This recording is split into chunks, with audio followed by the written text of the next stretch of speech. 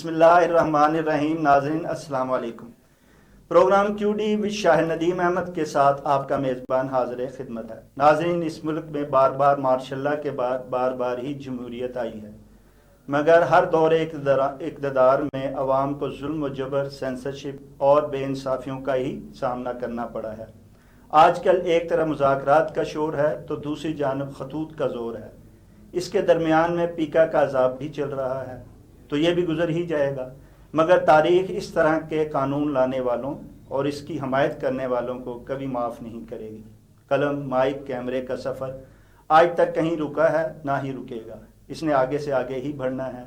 इसको रोकने वाले ज़माने की चाल में ख़ुद ही कहीं रौंदे जाएंगे और हक़ को सच की आवाज़ बुलंद करने वाले आगे बढ़ते ही चले जाएंगे।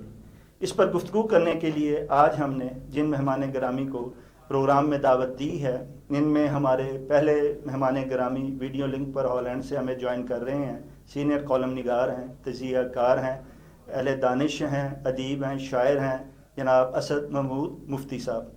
और इनके साथ हमें लाहौर पाकिस्तान से ज्वाइन कर रहे हैं सीनियर कॉलम निगार, तज़कियाकार और चीफ एडिटर बरजस्ता मैगज़ीन इंटरनेशनल जनाब ग़ुलाम हैदर शेख साहब। मैं आप दोनों मेहमान गिरामी का मशकूर हूँ कि हमारे प्रोग्राम में तशरीफ़ लाए। प्रोग्राम का आगाज़ हम असद मुफ्ती साहब से ही करते हैं। असद मुफ्ती साहब, जमहूरियत के दावेदार ही जमहूरियत की आवाज़ दबाने लगें तो फिर जमहूरियत कहाँ रहती है? क्या इस मुल्क में जमहूरियत है और जमहूर की आवाज़ जो है वो सुनी जा रही है?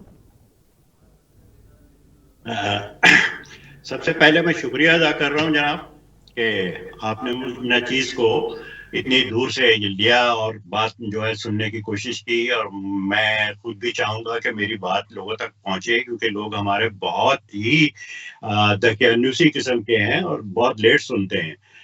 मैं ये कहना चाहता हूँ कि जमहूरियत जो है ये 2500 साल पुरानी चीज़ है। ये यकीनन हमारी कम्युनिकेशन में कोई गड़बड़ है जो हम तक बहुत देर में पहुंचती है खबर। 2500 साल पुरानी चीज को अगर अभी तक हम डिस्कस कर रहे हैं तो ये मेरे ख्याल में हमें जो है नए सिरे से सोचना पड़ेगा अपने बारे में और दुनिया के बारे में। जमहूरियत के बारे में तो अब सब तय हो चुका है। ये समझ में नहीं आती कि पाकिस्तान में ये जितने अरबाब अख्तियार हैं ये दूसरे मसलों पर तो यूरोप की नकल करते हैं या यूरोप का हवाला देते हैं। ये आखिरकार जमहूरियत का हवाला क्यों नहीं देते? जमहूरियत जो यूरोप भर में है उसका हवाला क्यों नहीं देते? साहब फिलहाल काम है, वो यूरोप में हो रहा है, यहाँ हो रहा है, फिलहाल है, हम भी कर रहे हैं, वो भी कर रहे हैं। फिलहाल की पार्लियामेंट ने ये मंजूर किया। भाई फिलहाल की पार्लियामेंट में पूरे 32 मुल्क जो यूरोप के हैं उन्होंने जमहूरियत के लिए बगैर किसी कदर दौ के, बगैर किसी मतलब चूके चुनाचे अगर मगर के उन्होंने तय किया हुआ है। आपके यहाँ अभी तक ये नहीं तय हो सका कि जमहूरियत लानी भी है या नहीं। अब ये बात तो तय है कि हमारे कम्युनिकेशन में गड़बड़ है कोई, ताकि हमें पता ही नहीं कि हम क्या करें। देखिए, जमहूरियत कोई ऐसा परिंदा नहीं है जो कहीं पाया जाता है और कहीं नहीं पाया जाता। ये सब जगह पाया जाता है। आप दाना दून का उनको खिलाएंगे तो वो फूले फलेगा ना। लेकिन हमारे यहाँ होता है कि चूंकि बात वही आ जाती है फिर फौज पे कि 75 साल 70 साल हो गए हमें बने हुए, उसमें 40 साल का वक्फा जो है वो तो डायरेक्ट जो है वो ले लिया गया, छीन लिया गया है हमारी सांसों को, हमारे अमाल को, हर चीज को। और वो क्यों किया गया? इसलिए कि हमने एक मसनूई दुश्मन पैदा कर लिया है। मसनूई दुश्मन पैदा कर लिया है और उस हवाले से ये कह के लोगों को धमकाया जाता है कि अगर आप जमहूरियत करेंगे और लोगों को बात की बोली देंगे तो उस दुश्मन को फायदा पहुंचेगा, जो कि ऐसा नहीं है। मेरे ख्याल में जितना आप लोगों को बोलने की जो है वो इजाजत देंगे उतना ही दुश्मन घबराएगा। कि वहां तो सब लोग कॉन्शियस हैं, वो तो पॉलिटिकल कॉन्शियस है और वो जानते हैं सियासत क्या है। लेकिन हमारे यहाँ बाब इख्तियार और बंदूकों वाले ये सोचते हैं कि अगर फौज नहीं है तो मुल्क नहीं है। ऐसी बात दूर दूर तक नहीं है। उनको हौसला करके अवाम को उनके हकूक देने चाहिए और ये उन्हीं पे डिपेंड करता है।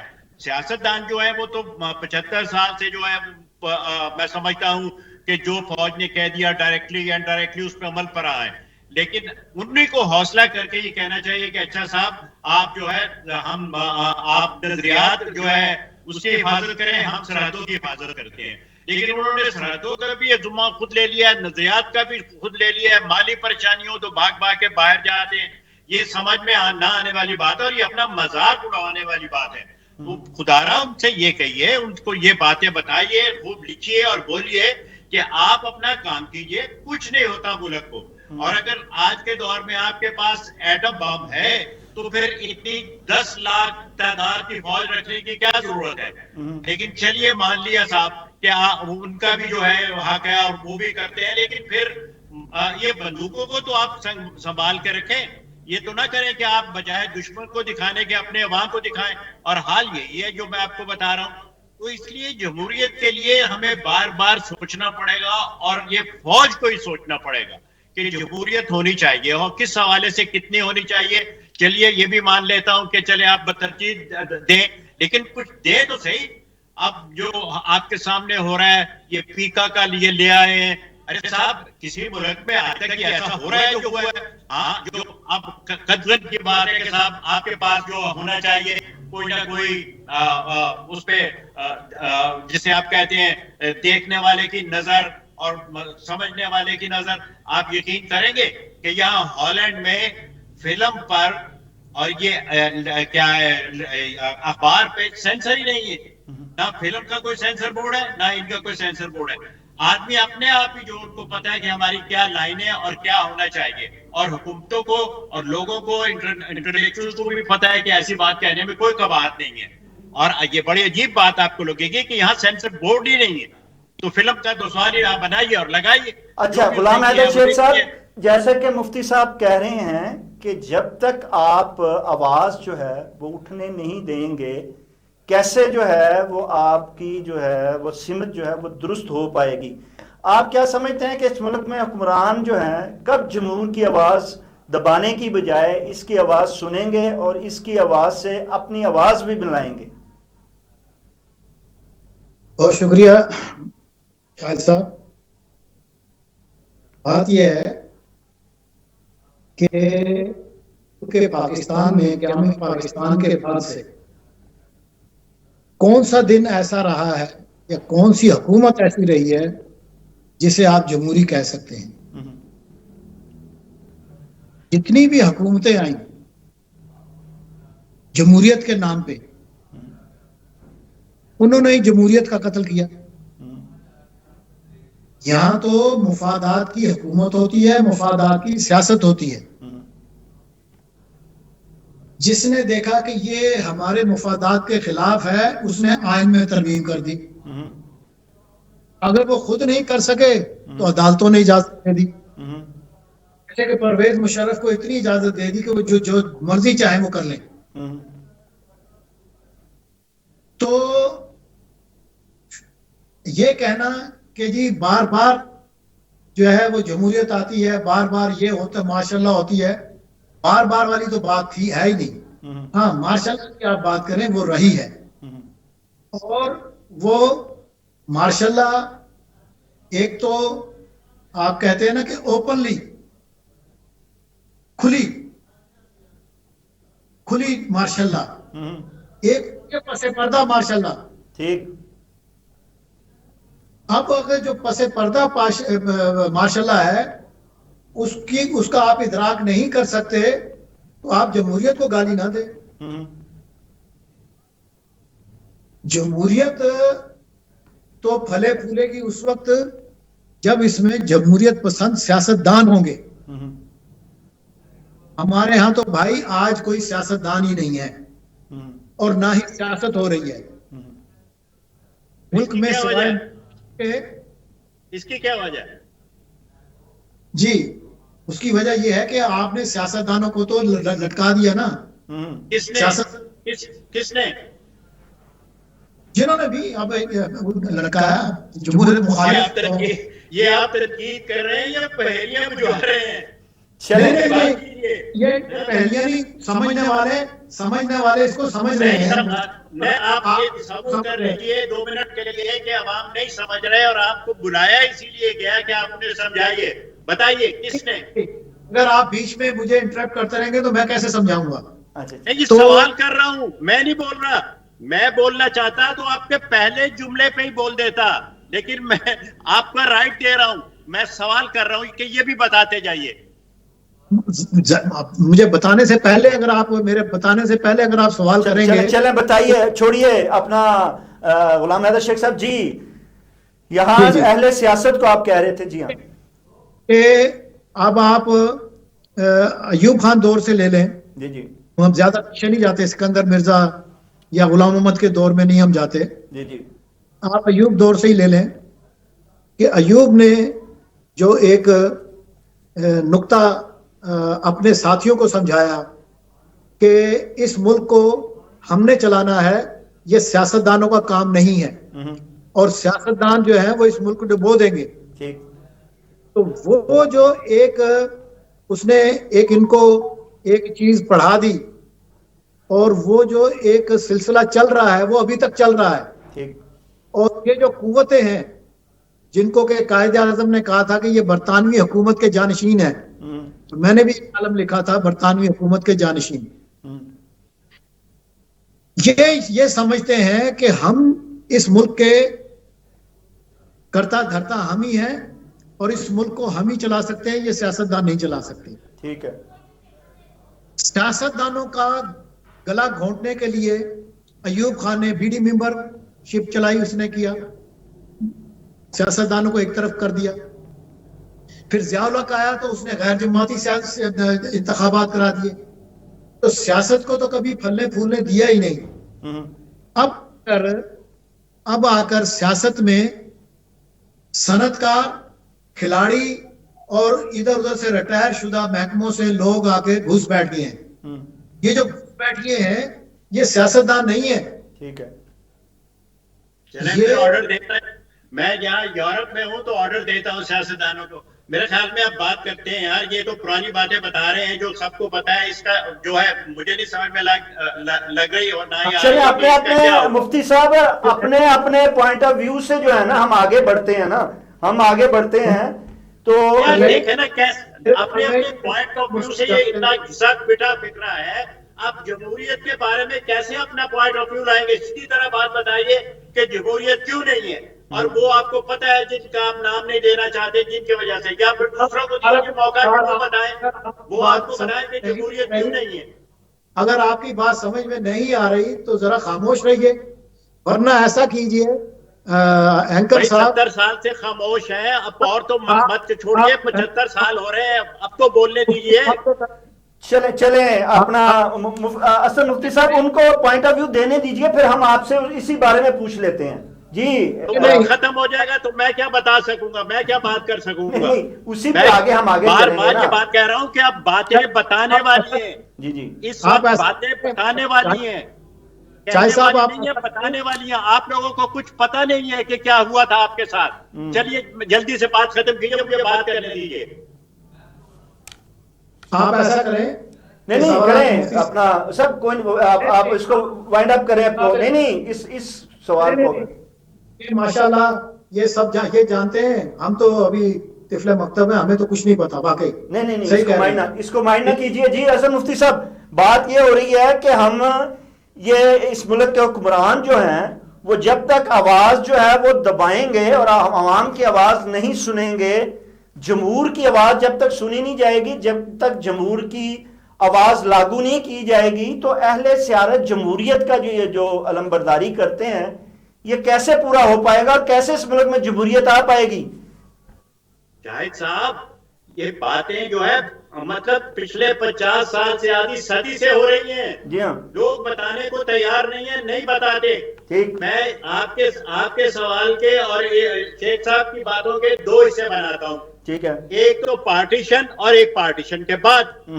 ٹھیک ہے، پارٹیشن سے ہم پہلے لیتے ہیں کہ پارٹیشن ہوئی. جی کیا آپ کا خیال ہے کہ پاکستان جمہوریت کے لیے بنا تھا؟ کیا آپ کا خیال ہے کہ یہ جو مسلمان ادھر آ گئے تھے یہ جمہوریت کے لیے آئے تھے؟ جمہوریت سے ڈر کے آئے تھے.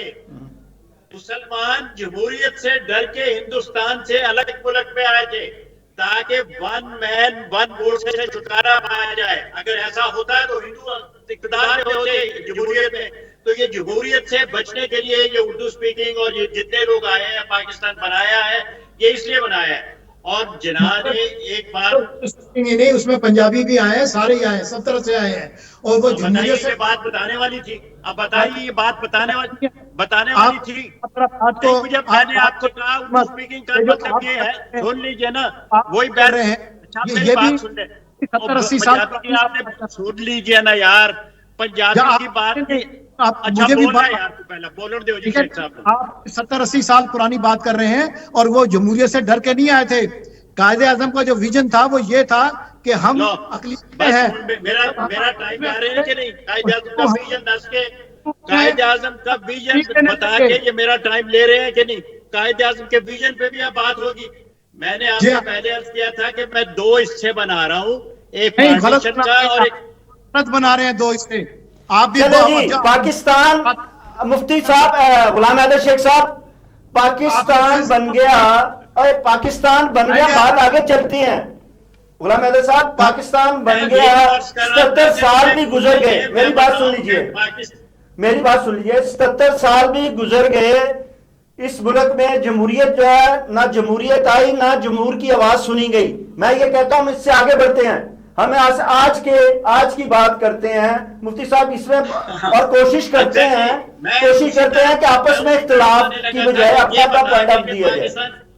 ایگزیکٹلی یہ بتا کے کہ پاکستان کیوں بنا, اس کے بعد میں اسی طرف آنے لگا تھا, اسی لیے میں نے 2 حصے کر دیے تھے. چلو سر, اس سے پہلے کہ یہاں اختلاف بڑے, ہم آگے چلتے ہیں. سر بات ہو رہی ہے کہ ملک میں ایک طرف جو ہے وہ ججز خط لکھ رہے ہیں, اس وقت کی بات کرتے ہیں, چھوڑ دیتے ہیں. ملک میں ایک طرف ججز خط لکھ رہے ہیں, تو دوسری جانب جو ہے بانی پی ٹی آئی نے بھی آرمی چیف کو خط لکھ دیا ہے. یہ جو اب تک مذاکرات کا سلسلہ چل رہا تھا, اس سے کوئی تبدیلی نہیں آ پائی, تو کیا آپ سمجھتے ہیں کہ ان خطوط سے کوئی تبدیلی آ پائے گی؟ جناب غلام حیدر شیخ صاحب آپ شروع کیجئے, میں پھر مفتی صاحب سے پوچھتا ہوں. دیکھیں جی, جہاں تک بانی پی ٹی آئی کے خط کا تعلق ہے, وہ تو عسکری ذرائع نے یہ کہہ دیا ہے کہ جی یہ جو خط جو ہے نا, یہ باتیں جو ہیں یہ آپ سیاستدانوں سے کریں, آپ ہمیں خط نہ لکھیں. اس پہ تو انہوں نے تبصرہ کرنے سے بھی انکار کر دیا ہے. ٹھیک ہے. اور یہ خطوط جو ججز کے خطوط ہیں, اس سے پہلے بھی ججز نے خطوط لکھے ہیں, اور ملک میں یہ جو خطوط لکھنے کا جو رواج ہے یہ اتنا پرانا نہیں ہے, لیکن ان خطوط پہ کسی قسم کا کوئی نہ رد عمل ہوا ہے, نہ کسی قسم کا کسی نے کوئی قدم اٹھایا ہے. تو یہ صرف یہ جو خطوط ہیں یہ اپنی ذات کو جو ہے وہ پروموٹ کرنے کے لیے ہوتے ہیں کہ بھی ہم بھی کچھ ہیں, کہ ہمیں دیکھو کہ ہم بھی بیٹھے ہوئے ہیں, ورنہ ان خطوط کے پہ کسی قسم کا کوئی اثر ہونے والا نہیں ہے, اور نہ ان خطوط کو کوئی سنجیدگی سے دیکھے گا. اچھا اسد مفتی صاحب, بات مذاکرات سے خطوط پر پہنچی, اور خطوط سے آگے جو ہے وہ اب جو اپوزیشن ہے اس کے اتحاد کی طرف گامزن ہوئی ہے. آپ کیا سمجھتے ہیں کہ یہ بات یوں ہی آگے بڑھتی چلی جائے گی کہ سیاست میں کوئی تبدیلی بھی آ پائے گی, اور اس ملک کے جو ہے وہ جو حالات ہیں اس میں کوئی جو ہے رد و بدل ہو پائے گی؟ بھئی جب ابھی انہوں نے شیخ صاحب نے بتایا ہے اور لکھا بھی گیا ہے یہی بات کہ صاحب ہم دخل نہیں دیں گے, جائیں سیاستدانوں سے بات کریں. ٹھیک ہے. تو یہ ہمیں سمجھ میں نہیں آ رہا کہ سیاستدان ملک میں کون ہے اور وہ کن سے کن کو بات کروانا چاہ رہا ہے. میں نے آپ سے پہلے بھی عرض کیا تھا کہ موجودہ حالات جو ہیں, جو کرنٹ افیئر ہے, یہ تو اخبار میں آپ بھی پڑھ رہے ہیں, میں بھی پڑھ رہا ہوں, اس پہ کیا ہم تبصرہ کریں. میں تو یہ آپ کو بتا سکتا ہوں کہ شہباز شریف کی گورنمنٹ ہے, اور سی این سندھ جو کمانڈر ان چیف ہے وہ آصم صاحب ہے. ٹھیک ہے. آصم صاحب تو کہیں نہیں گئے 3, 4, 5, 7 اور ممکن ہے دوسری ٹرم بھی, لیکن شاید شہباز شریف جو ہے وہ ادھر ادھر ہو جائیں. یہ بات مجھے کچھ نظر آتی ہے, لیکن آصم کو کوئی نہیں ہٹا سکتا, اور اگر آصم کو نہیں ہٹا سکتا کوئی, تو ظاہر ہے کہ وہ اس وقت تک عمران سے بات نہیں کریں گے جس وقت تک کہ ان کی منشا اور ان کی وہ پوری نہیں ہوگی.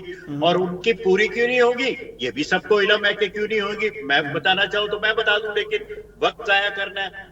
میں صرف یہ کہنا چاہتا ہوں کہ حکومت جو کر رہی ہے وہ کر رہی ہے ان کی آشیرواد سے, فوج کی آشیرواد سے. اگر فوج ہاتھ ہٹا لے گی تو حالات مختلف ہو جائیں گے. اب جہاں تک خاص طور پہ عمران کی بات ہے تو عمران تو ایک گھوڑا ایک مورا ہے.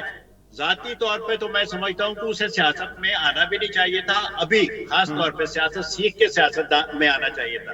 وہ مختلف اس پہ بھروسہ کر کے آ گیا ہوا ہے. یعنی شروع میں بھی اس کے آرٹیکل فوج نے لکھے جو عمران خان کے نام سے چل رہے تھے, گل حمید وغیرہ نے. بعد میں بھی فوج اس کے ساتھ رہی تو وہ فوج کے بھی خلاف ہو رہا ہے کیونکہ اس کے پاس اقتدار نہیں ہے. یہ تو مطلب میں نہیں سمجھتا کہ میں عمران خان پہ وقت ضائع کروں. یہ ایک لوکل ان کا مسئلہ ہے اور مسئلہ کس کے ہاتھ میں ہے, وہ ہے فوج کے ہاتھ میں. تو اس لیے میں اتنا تو آپ کو بتا سکتا ہوں جو میں نے ابھی بتایا ہے کہ شاید شہباز شریف ادھر ادھر ہو جائے اپنی ٹرم سے پہلے, لیکن یہ جو ہے آصف جو ہے کمانڈر ان چیف جو ہے فوج کے جو سربراہ ہیں ان کو 10 سال تک کوئی نہیں ہلا سکتا. اور اگر نہیں لا سکتا تو ان کی مرضی اور منشا بھی ہے, جو چاہے وہ کرے. اور یہ جو ویژن کی بات کر رہے ہیں اور اس کی بات کر رہے ہیں یہ انہیں کو مبارک ہو اور یہ ویژن دیکھ رہے ہیں. مجھے جو ویژن نظر آ رہا ہے وہ یہ ہے کہ پاکستان میں جمہوریت ابھی دور دور تک کوئی دکھائی نہیں دیتی. جتنی آپ ہے آپ اسی سے گزارا کریں.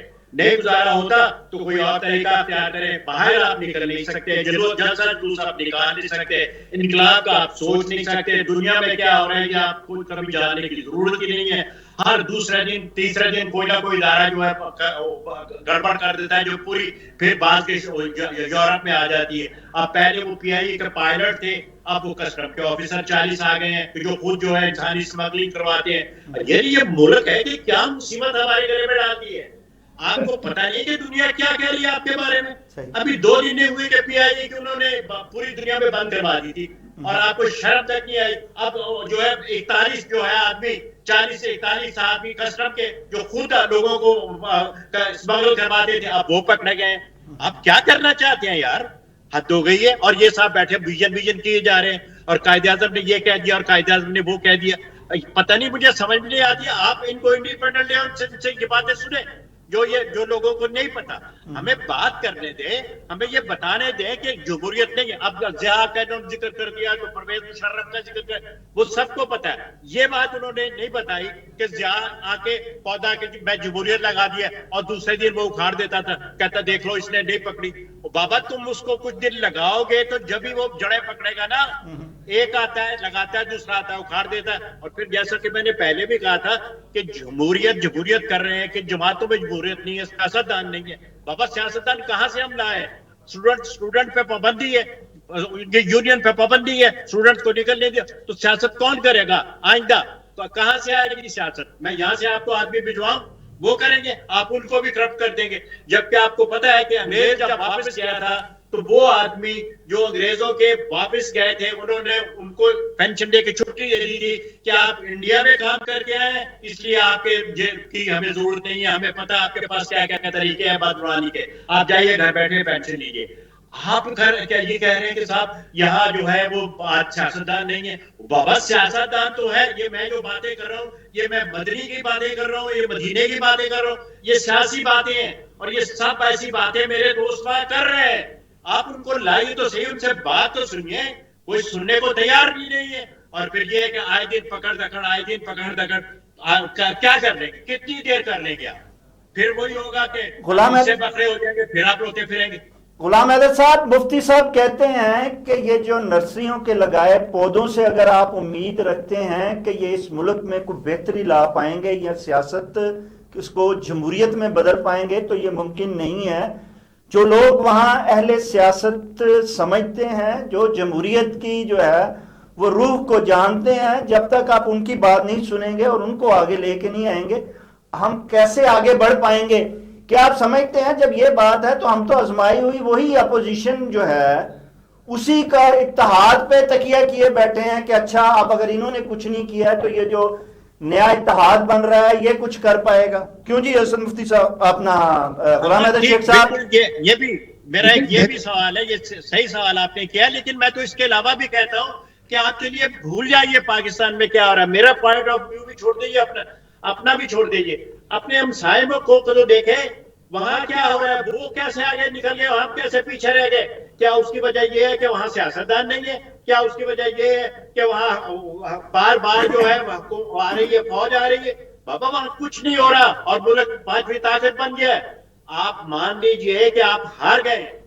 آپ مان لیجئے یہ بات کہ دنیا میں آپ کی کوئی نہیں سنتا. آپ مان لیجئے یہ بات کہ آپ نے 75 سال لوگوں کو بیوقوف بنایا ہے, ایک گلاس صاف و شفاف پانی تک کا مہیا نہیں کر سکے. آپ مان لیجئے کہ آپ کے ہاں کبھی بھی, یہ تو کہتے ہیں نا صاحب بپا ہو گیا جی پھر شروع ہو گئی, نہیں, کبھی بھی دہشت گردی ختم نہیں ہوئی تھی. مان لیجئے آپ بات, مجھے بتائیے کس وقفے میں ختم ہوئی تھی.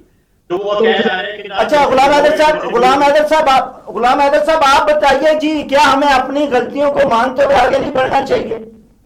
دیکھیں جی, پھر مفتی صاحب یہ جو اسٹیبلشمنٹ کی نرسریاں ہیں, ان کے جو سیاستدان ہیں ان کو کام کرنے کا موقع کیوں دے رہے ہیں؟ ان کے کیوں کہہ رہے ہیں کہ جی ان کو کام تو کرنے دیں.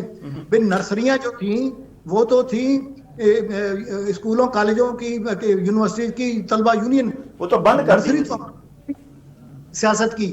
جب ان کے اوپر پابندی لگ گئی تو ہماری تو نرسریاں تباہ ہو گئی. اب تو نرسریاں نہیں رہی سیاست میں. اب تو جیسے میں نے کہا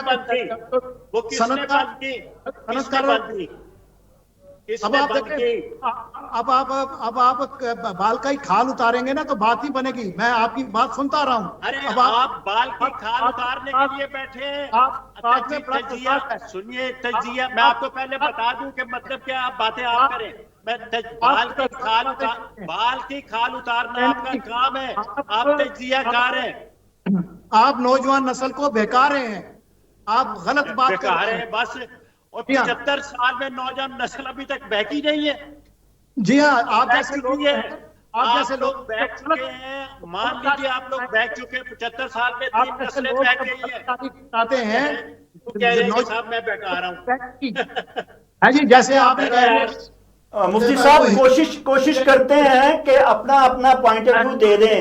ہم کوئی بات نہیں, آج اکٹھے ہیں, ورنہ وہ علیحدہ سسٹم ٹھیک رہتا ہے. لیکن چلیں آج کیونکہ میں تو آپ کو بہکا رہا ہوں, آپ مجھے کیوں ٹائم دے رہے ہیں؟ ان کو ٹائم دے, بات اپنی جو ہے وہ کرنے دیتے ہیں, اور پھر اس پہ دوسرا بندہ پوائنٹ آف ویو دیتا ہے. انہیں ذرا دینے دیجئے, پھر مفتی صاحب آپ سے انہیں پہ لے لیتے ہیں. جی اپنا جی غلام حیدر شیخ صاحب, آپ کہہ رہے تھے کہ ہمیں اپنی غلطیوں سے سیکھ کے آگے بڑھنا پڑے گا. وہ اصل مفتی صاحب کہہ رہے تھے, آپ کیا کہتے ہیں؟ جی غلام حیدر شیخ صاحب. جی, یہ تو اچھی بات ہے کہ غلطیوں سے سیکھنا چاہیے, لیکن ہمارے ہاں ڈھاکہ جیسا جو ہے نا, سکوت ڈھاکہ جیسی اتنا بڑا سانحہ ہو گیا, اس سے جب نہیں سیکھا تو اب یہ کیا سیکھیں گے؟ ٹھیک, ان میں تو سیکھنے کی صلاحیت نہیں ہے. ان میں ایک چیز ہے, وہ بڑی اچھی صلاحیت ہے ان میں, کہ یہ دیکھتے ہیں کہ پیسہ کہاں سے بنے گا, ٹھیک, ہم نے کرپشن کیسے کرنی ہے, ہم نے ملک کو کیسے لوٹنا ہے. غلطیوں سے تو کوئی بھی نہیں سیکھتا. اب ابھی آپ پیکا قانون کی بات کر رہے تھے, تو اب یہ 2016 میں مسلم لیگ نون نے کی حکومت میں یہ قانون آیا تھا. انہوں نے اس میں جو سوشل میڈیا کے لیے جو سزا رکھی تھی, اس میں جو غلط افواہیں پھیلانے والے ہیں 3 سال رکھی تھی. اس کے بعد جب پی ٹی آئی کی حکومت آئی تو انہوں نے اسی سزا کو 5 سال کر دیا. نون لیگ کی حکومت کو سمجھایا گیا کہ یہ دیکھیں, آپ یہ قانون پاس نہ کریں, یہ آپ کے گلے پڑے گا. لیکن اس وقت ان کی سمجھ میں یہ بات نہیں آئی تھی, اور انہوں نے یہ پاس کیا, اور وہی ہوا کہ پی ٹی آئی کے دور میں یہ قانون ان کے گلے پڑا. پھر پی ٹی آئی کو بھی سمجھایا گیا. سابق صدر عارف الوی نے ترمیمی آرڈیننس اس کا پیکا قانون کا پیش کیا تھا, اس میں انہوں نے اس سزا کو 3 سال کی جگہ 5 سال کر دیا تھا.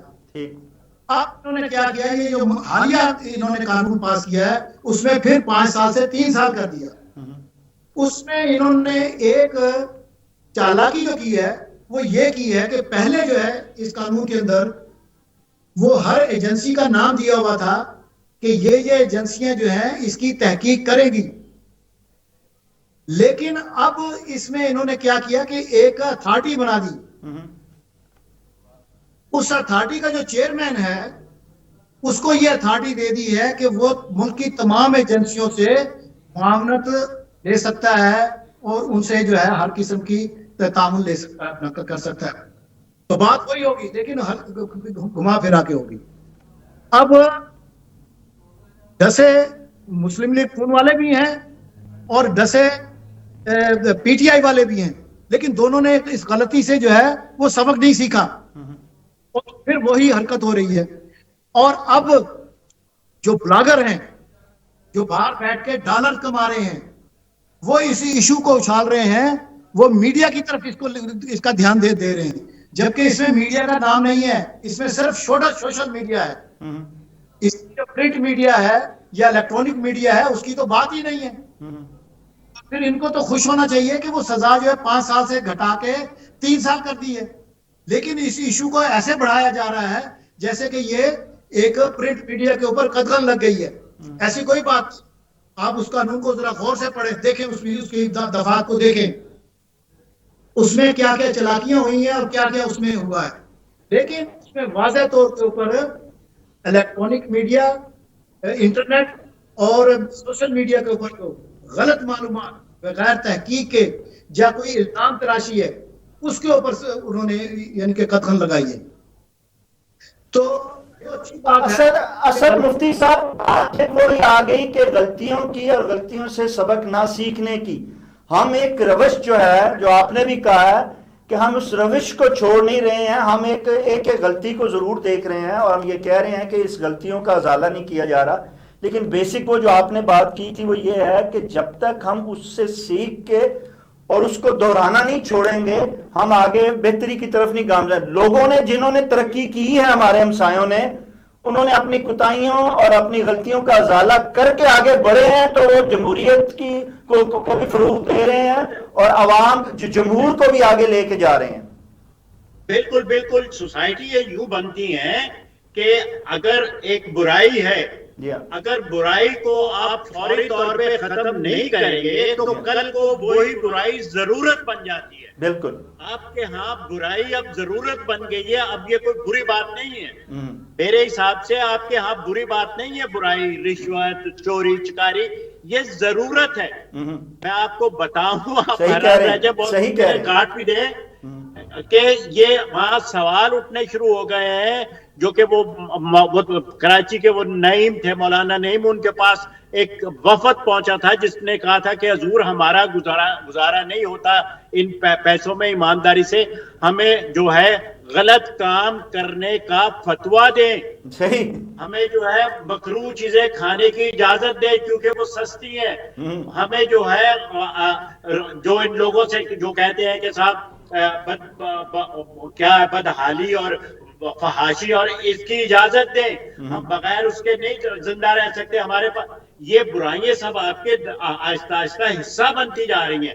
رشوت جو ہے اس وقت باقاعدہ ایک پیٹرن ہے کہ اتنے پرسنٹ کے لیے یہ کام اتنے پر. یہ ایک تو جنرلی بات جو ہے میں نے اس کا جواب دے رہا ہوں کہ ضرورت یوں پڑتی ہے کہ اگر برائی کو آپ اسی وقت ختم نہیں کریں گے تو آپ کی ضرورت بن جائے گی. دوسری بات یہ کہ یہ پی کا اور سی کا اور یہ جرنلسٹوں کا مسئلہ جو ہے وہ یوں ہے، ذاتی طور پہ میں یہ سمجھتا ہوں، یا میرے جیسے لوگ حکومت آئی تو اس میں بھی میں یہی کروں گا کہ عمومی طور پہ جرنلسٹ کو ہمیشہ اپوزیشن میں رہنا چاہیے، چاہے کوئی بھی جرنلسٹ ہو، اس کو ہمیشہ اپوزیشن میں رہنا چاہیے تاکہ لوگوں کو بتائے کہ کیا ہو رہا ہے. اگر اس کی اپنی گورنمنٹ بھی آ جائے جب بھی اس کو اپوزیشن میں ہی رہنا چاہیے تاکہ اپنی گورنمنٹ کی خامیاں بھی لوگوں تک پہنچاتا رہے. یہ زندہ رہنے والی قوموں کی نشانیاں اور ان کا طریقہ کار ہے. آپ کو اب بھی زندہ رہنا ہی نہیں آیا، آپ زندگی کے نام پہ ڈرامہ کر رہے ہیں. یقین کر لیں گے میری بات، آپ ہار گئے ہیں. اگر اس پہ آپ ابھی بھی قائم ہیں تو پھر بہت جلد اس کا، جیسے وہ انہوں نے اب بھی کہہ دیا کہ مشرقی پاکستان میں ختم ہو گیا. یہ نہیں بتایا. اصل مفتی صاحب بات یہ ہے کہ میں ہوں، آپ ہوں، غلام حیدر شیخ صاحب ہو، ہم نشاندہی کرتے ہیں. اچھا، جن چیزوں کی آپ نشاندہی کر رہے ہیں وہ 40-45 سال سے کر رہے ہیں، میں بھی کر رہا ہوں، غلام حیدر شیخ صاحب، ہمیں حل بھی بتانا چاہیے. سو میں یہ کہتا ہوں آپ نے آج جتنی بات کی ہے اس کا حل بھی 30 سال بتائیے. میں خود بھی قائل ہوں نشاندہی نہیں کرنی چاہیے، ادیب کی اور بات ہے, ادیب کو نشاندہی بس کرنی چاہیے, اس سے زیادہ وہ کر نہیں سکتا, لیکن سیاستدان جو ہے اس کو نشاندہی کے ساتھ اس کا حل بھی کرنا چاہیے. ایک برائی ہے, ایک عورت ننگی ہے تو اس کو کپڑے بھی پہنانے چاہیے. ادیب جو ہے وہ آپ کو یہ بتا سکتا ہے کہ عورت ننگی ہے, لیکن سیاستدان کو اس کا کپڑے بھی پہنے. یہ تو میں بھی ذاتی طور پہ کہہ رہا ہوں. حل تو میں نے آپ کو 1000 بار بتایا ہے کہ فوج کو کہے کہ صاحب آپ چھونی میں رہیں, چھونی بے شک تھوڑی اور اونچا کر لیں, اس کو نہ جانے دے سول کو, لیکن آپ وہاں رہیں. بندوق کو آپ کارنر میں رکھ دیں, اس کو زنگ لگتا ہے تو لگنے دیں. آپ کے پاس ایٹم بم ہے, فوج کو اگر چھٹی بھی کروا دیں گی تو کوئی مذائقہ نہیں ہے. لیکن ٹھیک ہے, اگر رکھنا چاہتے ہیں, ہمارے پیٹ کاٹ کے ان کو دینا چاہتے ہیں تو دیجیے. آپ کو پتا ہے کہ کشمیر کے مسئلے پہ پنجاب کا کتنا نقصان ہو چکا ہے, صرف کشمیر کے مسئلے پہ. یہ سارا جتنا انڈیا کے خلاف ہو رہا ہے, یہ جتنا پیسہ خرچ ہو رہا ہے فوج پہ, یہ سب انڈیا کے خلاف ہو رہا ہے, اور یہ پنجاب کے بلبوتے پہ ہو رہا ہے. اگر پنجاب کو یہ سب چیزیں شروع سے مل جاتی تو کہیں کا کہیں پہنچ جاتا. اگر پنجاب انڈیا کے بارڈر پر نہ ہوتا تو کہیں پہنچ جاتا. ارے کیا بات کر رہے ہیں آپ, کن کو سنا رہے ہیں, کن کو بتا رہے ہیں؟ غلام حیدر شیخ صاحب, غلام حیدر صاحب, آپ حقائق جو ہے نا جن کو دبانے کی اور جن کو جو ہے دھول میں چٹانے کی کوشش کی جاتی ہے وہ اب نہیں ہو پائے گا. سو ہمیں اس چیز کو تو ریلائز کرنا ہی پڑے گا کہ جو حقائق ہیں ان کو اب ہم روک نہیں سکیں گے. ہمیں ان سے آگے بڑھنے کے لیے جو ہے ان حقائق کو سامنے رکھتے ہوئے آگے بڑھنا پڑے گا. آپ کیا سمجھتے نہیں ہیں کہ واقعی اگر ہم نے آگے بڑھنا ہے تو حقائق کو دیکھتے ہوئے ہم ان کو ریلائز کریں اور آگے بڑھنے کی کوشش کریں؟ جی غلام حیدر شیخ صاحب. شاہد صاحب, آپ حقائق کو ریئلائز کیسے کریں گے؟ اسی طرح جیسے بتایا گیا ہے, حسن مفتی صاحب نے بتائے تو ہیں کہ یہ پرابلمز ہیں جن کو اگر ہم ان کو دور کر لیں تو ہم آگے ترقی کی راہ پہ گامزن ہو سکتے ہیں دوسروں کی طرح. ریئلائز کرنے کا ایک ہی طریقہ ہے کہ اس کو آپ ظاہرہ کسی چیز سے موازنہ کر کے ہی ریئلائز کریں گے نا. جی ہاں. تو جب آپ موازنہ ہی نہ کریں گے اور کہیں گے جی چھوڑیں ان باتوں کو, یہ مت کر, آپ بتائیں کہ ریئلائز, تو ریئلائز تو اسی وقت ہوگا جب موازنہ ہوگا. تو بتانے تو میں لگا تھا کہ پاکستان جو ہے وہ کیوں بنا, میں نے بتانے تو سننے کی آپ میں ہمت ہی نہیں ہے کہ جمہوریت سے بچنے کے لیے بنا. آپ نے یہ بتایا نہیں کہ مشرقی پاکستان کیوں الگ ہوا, آپ نے یہ بتایا نہیں کہ انڈیا دشمنی کیوں ضروری ہے. یہ بتائیں, بال کی کھال اتارے, دیکھتا ہوں میں کتنے بال کی کھال اتارتے ہیں اور کیسے اتارتے ہیں. بالکل غلط بات آپ کہہ رہے ہیں کہ جمہوریت سے بچنے کے لیے ہوا ہے, بالکل غلط بات ہے. ہم نے پاکستان جو بنا ہے تو پھر نہیں تو پھر جمہوریت کیوں نہیں ہے پاکستان میں, کیوں نہیں ہے جمہوریت جو جمہوریت سن لیا آپ نے جو میں نے کہا, وہ تو آپ پتہ نہیں ہے رابط کہ جب آپ تھوڑا بھگوا لیتے ہیں تو اس کا مطلب یہ ہوتا ہے کہ اب میرے پاس کہنے کے لیے کچھ نہیں ہے, آپ دہراتے ہیں اس لفظ کو. جمہوریت سننے کی جو میں بتا رہا ہوں اس کو آپ کو دیکھیے, آپ تین دن بولیے تو میں سنوں گا, لیکن کوئی نئی بات, یہ گھسی پٹی بات ہے, یہ قائد اعظم کا ویژن اور ہمارے جمہوریت کیوں نہیں ہے, یہ باتیں کرنے والی ہیں. بتائیے کیا کرنے والی ہے. اور جو بات ابھی سمجھائی نہیں گئی ہے, آپ اس کو پہلے کہتے ہیں کہ پہلے اس کو سمجھا دو پھر دوسری بات کرو. یار پہلے جہاں سے مجھے سمجھ نہیں آئے گی میں وہی کہوں گا نا. مجھے نہیں پتا کہ آپ کے فکرے کا کیا تسلسل ہے, لیکن یہ بات تو سمجھ میں آتی ہے کہ پہلے سمجھائے تو پھر تو مجھے سمجھائے گے تو میں آگے جانے دوں گا آپ کو. پہلے پوری بات سن لی جائے. قائد اعظم کا ویژن بتائیے, قائد اعظم کا ویژن بتائیے ذرا. جی ہاں سمجھ آئی نا بات. جی نہیں, بات آگے مفتی صاحب کرتے ہیں, بات آگے. یہ تو آپس میں نا وہ کلیش کی بات ہو جاتی ہے, بات آگے چلتے ہیں. بات آپ ٹھیک کہہ رہے تھے, ہم یہ کہتے ہیں, اصل مفتی صاحب نے کہا ہے کہ ہمیں جو ہے ہمارے مقتدر حلقوں کو جو ہے وہ سیاست جو ہے نا, جیسے وہ کہتے ہیں کہ ہم سیاست میں ہم مداخلت نہیں کر رہے, اب ہم سیاست سے آؤٹ ہو گئے ہیں, تو ہم انہیں واقعی جو ہے اس کا مظاہرہ بھی سامنے نظر آنا چاہیے. کیوں پھر اگر وہ واقعی سیاست سے پیچھے ہٹ گئے ہیں تو پھر یہ حکومت کیوں بے اختیار نظر آتی ہے, نہ وہ خطوط پہ کچھ کر پا رہی ہے. ایک جملہ شاہد صاحب, ایک جملہ صرف آپ کے لیے, ایک جملہ, میں تقریر نہیں کر رہا, ایک جملہ. جی جی. ہر ہر کمانڈر ان چیف نے یہ بات کہی ہے کہ ہم سیاست نہیں کر رہے, یہ آخری تھا, اب ہم سیاست میں دخل نہیں دیں گے. ہر ایک نے کہا ہے. میں آپ کو کوئی بھجوا سکتا ہوں سب کی کٹنگ. جی جی نہیں بالکل ہر ایک نے کہا, لیکن وہ یہ بھی ہر شخص جانتا ہے کہ ہر دور میں وہ جمہوریت جو ہے اس سے علیحدہ نہیں ہو پائے ہیں. اچھا اب بھی ایسا ہی ہے. حقائق کو اگر دیکھا جائے تو اس میں واقعی کوئی شبے کی بات نہیں ہے کہ اگر وہ جمہوریت سے وہ اس سیاست سے پیچھے ہٹ جاتے, آج مذاکرات بھی کامیاب ہو جاتے اور خطوط تک کی باری بھی نہ آتی. لیکن کیونکہ وہ نہیں, تو ہمیں غلام حیدر شیخ صاحب ہمیں یہ بات مان کر اب اس سے آگے بڑھنا چاہیے کہ ہم واقعی اگر وہ اس سے ایک دفعہ پیچھے ہٹ جائیں گے اور وہ اچھا کرتے ہیں ایک دفعہ یا برا کرتے ہیں, کچھ بھی کرتے ہیں, خدا کے لیے ان اہل سیاست کو, چاہے وہ جتنے بھی ازمائے میں ہیں, ان کو ایک موقع تو دے دیجئے, مذاکرات کا ہی پلیز موقع دے دیجئے, ان کو آگے بڑھنے کا, ایک قدم بڑھنے کا, اکٹھے ہونے کا, اپنے مسائل خود حل کرنے کا ہی موقع دے دیجئے. کیا آپ سمجھتے ہیں دینا نہیں چاہیے؟ نہیں بالکل آپ کی بات صحیح ہے, لیکن یہ ڈیپینڈ کرتا ہے رویوں پر کہ جو مذاکرات کر رہے ہیں ان کے کیا رویے ہیں. سر ان کے تو ہاتھ پاؤں پھول جاتے ہیں, اور کیا کرتے ہیں, ان کے ہاتھ پاؤں ہی پھولے ہوئے ہیں, وہ کیا کریں, کسی کو سمجھ ہی کچھ نہیں آ رہا.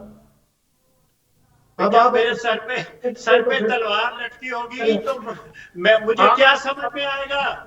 غلام حیدر صاحب سے سر, اسد مفتی صاحب موقع پلیز, غلام حیدر صاحب سے پورا سن لیں پلیز. جی کریں, نہیں آپ کوئی نہیں بول رہا سر, آپ پوری بات اپنی کریں اور پھر ہم آگے اس کو اختتام کی طرف لے جائیں. جو بھی آپ کرتے ہیں, کام کرتے ہیں, مذاکرات کرتے ہیں یا کوئی ڈیل کرتے ہیں, اس میں رویہ جو ہے وہ سب سے اہم ہوتا ہے. جی بالکل. جب ایک جو فریق ہے اس کا رویہ ہی نیگیٹو ہوگا تو جو دوسرا فریق ہے وہ جتنا مرضی مثبت رویہ دکھا دے بات نہیں بنے گی. دونوں طرف سے مثبت رویے ہونے چاہیے. اب اگر آپ پیش کی شرائط رکھ کر اور کہیں گے جی مذاکرات جو ہے ہم اس وقت کریں گے, یہ ہماری یہ شرطیں پہلے مان لی جائیں, تو مذاکرات کیسے پھر اپنا جو ہے کامیاب ہو سکتے ہیں. اس پہلو کی طرف بھی آپ دیکھیں, اس پہلو پہ بھی سوچیں ذرا. تو یہ مذاکرات جو ہے, میں نے پہلے دن آپ سے کہا تھا جب آپ نے پروگرام کہا تھا, میں نے کہا تھا یہ ڈرامہ ہے, یہ مذاکرات کی بیل کسی منڈیر پہ چڑھنے والی نہیں ہے, اور وہی ہوا. اب اس کا آپ بار بار حل کی بات کرتے ہیں. مفتی صاحب نے صحیح کہا ہے کہ ہم حل نہیں دے سکتے, ہم صرف نشاندہی کر سکتے ہیں کہ کس طرف منفی رویہ کس طرف ہے, منفی اپروچ کس کی ہے, ہم یہ بتا سکتے ہیں. لیکن اس کا حل ان کو خود ہی سوچنا چاہیے. یہ جو اپنے آپ کو کہتے ہیں کہ جی ہم بڑے زیرک سیاستدان ہیں, ہم بڑے پرانے سیاستدان ہیں, ہمیں سیاست کے ہر داؤ پیچ کا پتہ ہے, تو پھر جب ایک دانشور, ایک ادیب یہ بات ان کے علم میں لے کر آتا ہے کہ جی اس پہلو پہ اور یا اس جگہ کے اوپر یہ غلطی ہو رہی ہے, تو یہ اس کا سجھاؤ پھر ان کی ذمہ داری بن جاتی ہے. پاکستان میں آپ جس حل کی بات کرتے ہیں, اگر آج ہم حل دینا شروع کریں تو ہم جھوٹے پڑیں گے, کیونکہ پاکستان میں آپ کوئی پیشن گوئی کر ہی نہیں سکتے. کچھ بھی کسی وقت بھی کچھ بھی ہو سکتا ہے. یہاں پر تو ماورائے آئین, ماورائے قانون ایسی باتیں ہو گئی ہیں, ایسے سانحے ہو گئے ہیں کہ آدمی ان کا تصور نہیں کر سکتا تھا. تو آپ حل کو تو چھوڑ دیں, دوسرا جو نتیجہ ہے, نتیجہ آپ کے سامنے ہی آ گیا ہوا ہے مذاکرات کا. جن کو آپ پیچھے ہٹانا چاہ رہے ہیں وہ تو یہ بات کر کے خود پس پردہ ہو گئے کہ جی آپ جانے اور آپ کا کام جانے. اب یہ عوامل کیا ہیں, ان عوامل کو سمجھنے کے لیے اگر ہم کہیں کہ جی ہم نے چڑیا چھوڑی ہے یا ہم نے بطخ چھوڑی ہے یا ہم نے کبوتر چھوڑا ہے تو وہ یہ لے کر آیا خبر, تو دوسرے دن آپ اس کے ایک دم ہی مختلف ایک نئی سچویشن پیدا ہوتی ہے, تو آپ غلط ہو گئی.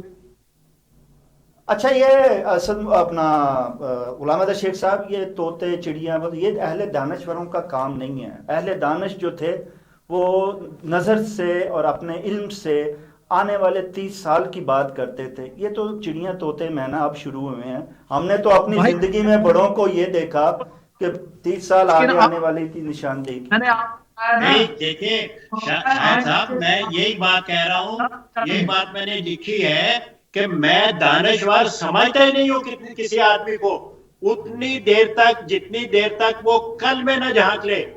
کل میں جھانکنے والا آدمی دانشور ہوتا ہے. بالکل. یہ جو دوسرے دانشور ہیں کہ جو ہو رہا ہے اخبار کی سرخیاں پڑھ کے تو وہ بحث شروع کر دیں گے، میں ان کو دانشور نہیں جانتا.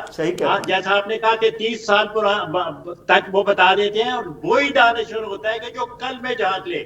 تو آپ کے ہاں دانشور بھی گنتی کے ہیں، گنتی کے. میں آپ کے اپنے ہاتھوں کی پوروں پہ اچھا یہاں پہ اہل دانش اسد مفتی صاحب اہل دانش تو رہے نہیں، لیکن شاعری کرنے والے جو ہیں وہ آج بھی موجود ہیں اور عوام کے مزاج میں تھوڑی سی جو ہے وہ چاشنی لے آتے ہیں. سو میں درخواست کروں گا کہ آج غلام حیدر صاحب کے ساتھ آپ کی جو ہے وہ یہ جو نرما نرمی گرما گرمی اور بیچ میں نمکین جیسی ہے وہ جو چیز آئی، اس کو ہم دور کرنے کے لیے اگر آپ کوئی چاشنی تھوڑی سی بکھیر دیں جاتے جاتے تو آپ کی بڑی نوازش ہوگی. آپ بڑی خوبصورت سی شاعری کرتے ہیں، آج کوئی پنجابی یا اردو کی کوئی اچھی سی شاعری جو ہے وہ سنا دیں تو بڑی نوازش ہوگی. دیکھیے صاحب، مطلب مجھے شاعری سنانے میں تو کبھی بھی اعتراض نہیں ہوا، بڑی خوشی ہوتی ہے. بلکہ سنائیے میرا صاحب کے معاملہ ہے، ہمارے پاس تو شاعری ہی رہ گئی سناتا ہوں کہ جی سنائیے ذرا. میں اپنی کشتیوں کو کہاں ڈھونڈتا پھروں. واہ سبحان اللہ. میں اپنی کشتیوں کو کہاں ڈھونڈتا پھروں، جی دریا کا کیا ہے کل وہ سمندر میں جا گرے. واہ واہ کیا بات ہے. آگے جی ایک پنجابی کا بھی ہوئے اپنا اسد مفتی صاحب، ایک پنجابی کا بھی کچھ نہ کچھ آنا چاہیے. بالکل بالکل پنجابی دا بھی ڈیفینیٹلی. چاشنی دیو ذرا میٹھا پاؤ تھوڑا جا پنجابی دا بھی، کیونکہ پنجاب چ بہ کے جے پنجابی دی گل نہ ہوئے تے ٹھنڈ نہیں پیندی صحیح طرح. اگر اجازت دیں تو ایک کسی کا قطع ہے وہ میں کہہ دوں. جی فرمائیے ارشاد. کہتا ہے کہ اب کیا گلہ کریں کہ مقدر میں کچھ نہ تھا. ٹھیک ہے. اچھا اب کیا گلہ کریں کہ مقدر میں کچھ نہ تھا. جی ہم غوطہ ہوئے تو سمندر میں کچھ نہ تھا. اللہ اکبر. دیکھا تو سب ہی لالو جواہر لگے مجھے. واہ جی. دیکھا تو سب ہی لالو جواہر لگے مجھے، پرکھا جو دوستوں کو تو اکثر میں کچھ نہ تھا. واہ سبحان اللہ. جی اسد مفتی صاحب وہ پنجابی شاعری کوئی لبی ہے کوئی نہیں؟ شعر ہے جی میرا پنجابی دا شعر ہے کہ جد بھی دھرتی تنگ ہوندی ہے. ٹھیک ہے. جد بھی دھرتی تنگ ہوندی ہے اپنے آپ نال جنگ ہوندی ہے. اپنے آپ نال جنگ ہوندی ہے. جد بھی دھرتی تنگ ہوندی ہے اپنے آپ نال جنگ ہوندی ہے. تے اگلا ہے کہ میں دیکھ لواں، میں ایک سیکنڈ پڑھ لو تسی ہونا چاہیے. جی اپنا غلام احمد شیخ صاحب بات ہو رہی تھی کہ واقعی جب انسان کے اندر جو ہے نا جی ایک مایوسی سی ہوتی ہے، اور جب وہ دیکھتا ہے کہ میرے ملک میں یا میرے لوگوں کو تکلیف ہے تو ہر شخص جو ہے اور بالخصوص اہل دانش یا شاعر جو ہے وہ زیادہ تکلیف زدہ ہو جاتا ہے، اور وہ اس کی جو ہے نہ صرف مزاج میں بلکہ اس کی گفتگو میں بھی جو ہے وہ پھر تلخی جو ہے وہ نظر آتی ہے. وہ اس کی اپنی نہیں ہوتی ہے، وہ عوام کے لیے ہوتی ہے، وہ اپنے ملک کے لیے ہوتی ہے، وہ اس دھرتی کے لیے ہوتی ہے کہ جس کے جو اس کی ماں دھرتی ہوتی ہے. سو اس دھرتی کے لیے جو ہے وہ اس کو یہ تکلیف جو ہے وہ اس کا اظہار کرتا ہے اور بڑی شدت سے اظہار کرتا ہے. جی اسد مفتی صاحب. جی ارشاد ہوئے. جی من دی کوئی صدر روندی رہندی ہے. من دی صدر کوئی روندی رہندی ہے. من دی کوئی صدر روندی رہندی ہے، میرے اندر ورشا ہوندی رہندی ہے. واہ. میں یاد آواں پتر تے گھر آ جاویں. واہ. میں یاد آواں پتر تے گھر آ جاویں، خواباں وچ ایک مائی کہندی رہندی ہے. واہ واہ واہ واہ واہ سبحان اللہ. जद दे सानू पै विछोड़े माए नी, वाह, जद दे सानू पै विछोड़े माए नी, सीने दे विच आरी चलदी रहंदी है। क्या बात, ओहो, और सत समुंदर पार भी आके याद तेरी वाह मेरे अगे पीछे फिरदी रहंदी है। वाह, सुभान अल्लाह, सुभान अल्लाह। एक शेरे के किस्मत ते तकदीर नू रब समझदे हो, वाह, किस्मत ते तकदीर नू रब समझदे हो, किस्मत ते तकदीर बदलदी रहंदी है। क्या बात है, क्या बात है, वह की बहुत अच्छे। अच्छा जी, ਲੱਖਾਂ ਹੈ ਜੀ ਐਵੇਂ ਕਿ ਕਿਸਮਤ ਤੇ ਤਕਦੀਰ ਨੂੰ ਰੱਬ ਸਮਝਦੇ ਹੋ, ਕਿਸਮਤ ਤੇ ਤਕਦੀਰ ਬਦਲਦੀ ਰਹਿੰਦੀ ਏ, ਤੇ ਲੱਖਾਂ ਪੈਰੇ ਲਾਓ, ਲੱਖਾਂ ਕੈਦ ਕਰੋ, ਫੁੱਲਾਂ ਚੋਂ ਖੁਸ਼ਬੂ ਤੇ ਉੜਦੀ ਰਹਿੰਦੀ ਏ, वाह वाह वाह, फुल्लां च खुशबू ते फिर उगदी ਤੇ रहंदी है। ਉੜਦੀ ਰਹਿੰਦੀ ਏ। ਉਹ ਤੇ ਫਿਰ ਸਾਡੀ ਧਰਤੀ ਤੋਂ ਵੀ ਜਿਹੜੀ ਹੈ ਨਾ ਜੀ ਉਹ फुटती रहती है। ये जनाब इसके साथ ही इस खूबसूरती शायरी के साथ हम भी पुरुमीद हैं, और हमारी आवाम और पाकिस्तान का हर शख्स को ये उम्मीद रखनी चाहिए कि ये धरती वाकई बहुत खूबसूरत है, और इसकी मिट्टी की खुशबू भी जो है वो इंतहाई जो है दिल फरेब है। हमने इस खुशबू को मिटने नहीं देना है, इस धरती पे किसी की किस्म की आंच को आने नहीं देना है। अपनी अपनी हमने कोशिश जारी रखनी है। जिस शोबे से ताल्लुक़ रखते हैं, जहाँ बैठे हैं, हम अपने तय कोशिश ज़रूर करते रहेंगे। इसके साथ ही नाज़रीन, प्रोग्राम का वक्त ख़त्म हो जाता है। अपने मेज़बान को इजाज़त दीजिए। इंशाअल्लाह आइंदा प्रोग्राम के साथ दोबारा हाज़िर होंगे। मेरा, आपका, हम सब का अल्लाह निगहबान।